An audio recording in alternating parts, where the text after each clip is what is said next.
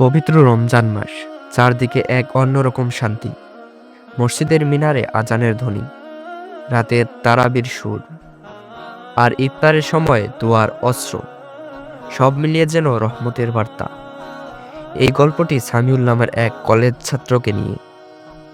সামিউল ছোটবেলায় খুব নামাজি ছিল, কিন্তু বড় হওয়ার সাথে সাথে বদলে যায় বন্ধুদের আড্ডায়, মোবাইল গেমিং, এসবেই সময় কাটত। রমজান এলেও তার জীবনে তেমন পরিবর্তন আসতো না। রোজা রাখত, কিন্তু নামাজের অলসতা ছিল। একদিন রমজানের মাঝামাঝি সে তার দাদার সাথে মসজিদে গেল। ইমাম সাহেব বয়ান করছিলেন, রমজান সেই মাস যাতে মানব জাতির হৃদায়তের জন্য কুরআন নাজিল হয়েছে। আরও বললেন, রাসূল সাল্লাল্লাহু আলাইহি ওয়াসাল্লাম বলেছেন, যে ব্যক্তি ঈমান ও সওয়াবের আশায় রমজানে রোজা রাখে, তার পূর্বের গুনাহ মাফ করে দেওয়া হয়।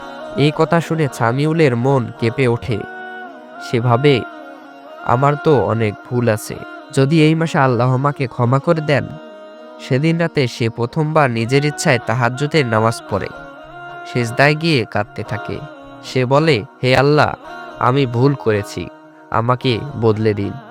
পরদিন থেকে তার জীবন বদলাতে শুরু করলো। সে সময় মতো সেহরিতে উঠতে লাগলো, নামাজ কায়েম করলো নিয়মিত, তারাবির নামাজ, কুরআন তেলাওয়াত মন দিয়ে শুনতো। একদিন সে দেখলো তার এলাকার এক রিকশা চালক ইফতার কিনতে পারছে না। নিজের জমানো টাকা দিয়ে সে তার জন্য ইফতার কিনে দিল।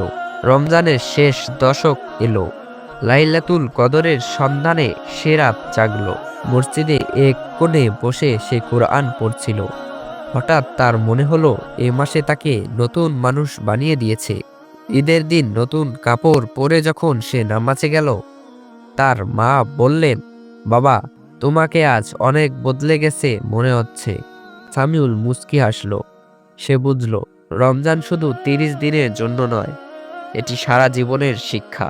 আল্লাহর কাছে ফিরে আসতে দেরি নেই। রমজান আত্মশুদ্ধির সুযোগ। ছোট ভালো কাজও বড় পরিবর্তন আনে।